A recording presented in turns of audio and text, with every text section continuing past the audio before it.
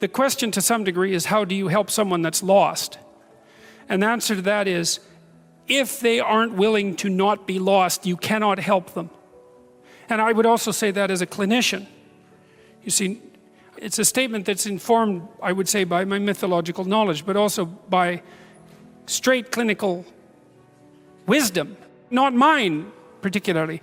I mean, one of the things that Carl Rogers pointed out was that there were necessary preconditions for entering into a therapeutic relationship. And that would be really any relationship where the mutual flourishing of the two people involved was the paramount goal. And one of the preconditions was that both people had to want that to happen. And Rogers believed he didn't know how to get the horse to drink once you had brought it to the water.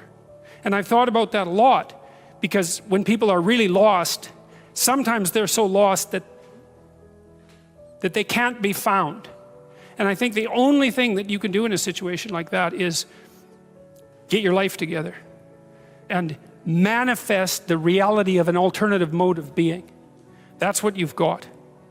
And so that's the only way I know of to solve an intractable problem.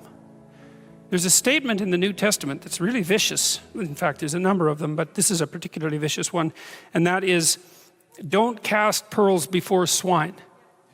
And what that means is, if you're trying to help and it doesn't work, then stop helping. It's not helping, right? It may be just wasting your time. It might be making things worse. You know, if you're offering something and it's not taken, then perhaps you should be offering it somewhere else. And sometimes, if you offer a hand and the person won't take it, you have to stop offering the hand. And then what you do is you go off and you have your life.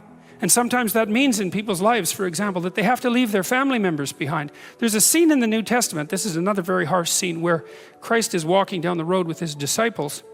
I hope I've got this story right, but I've got it essentially right.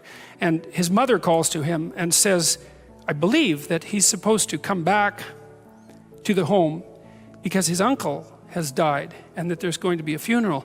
And he turns to his mother and says something like, let the dead bury their dead. I'm about my Father's business.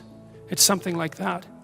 And you read that and you think, that should have been edited out.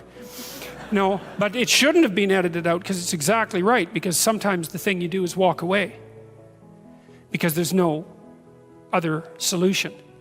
And if you are trapped in pathological relationships and you see no way out of them, if someone who is sinking has their hands around your neck and is pulling you down, you're not obligated to drown with them.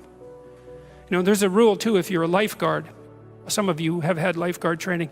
How do you approach someone who's drowning and panicking in the water? Feet out, right, like this. It's like, I'll save you, but that doesn't mean you get to drown me while I'm doing it.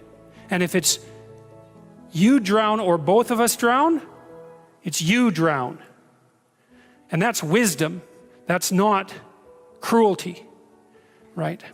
So, yeah.